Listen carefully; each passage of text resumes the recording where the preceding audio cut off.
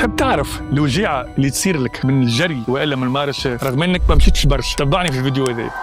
المشكلة منين؟ فما اندر برونيشن فما اوفر برونيشن. فسركم واحدة يا جماعة. الاندر برونيشن هي الساق اللي ملوية لبرا، الساق الملوية لبرا اللي هي خارجة لبرا على اليمين، واوفر برونيشن اللي هي الساق ملوية لداخل. باهي شنو يصير بالضبط في الاندر برونيشن والاوفر برونيشن؟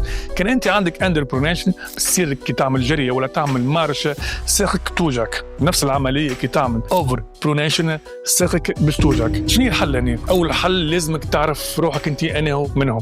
انت ساقك اندر برونيشن والا اوفر برونيشن، وذلك كيف يصير بالضبط؟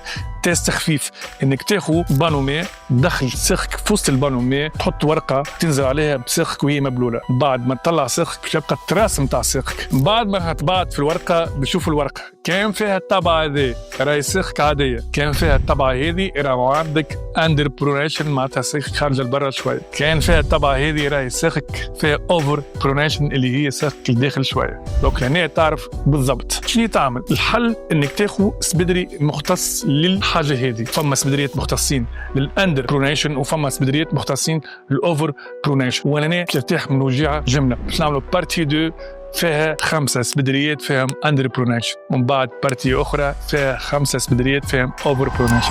بالنسبه لنا نحن في بوتيك فكرون باش تلقى السلعه موجوده فيها اوفر وفيها اندر، دونك نجموا نحاولوا نحن نقربوا لكم تختاروا لك السبدري اللي تحب عليه. تبعنا في الباج انستغرام.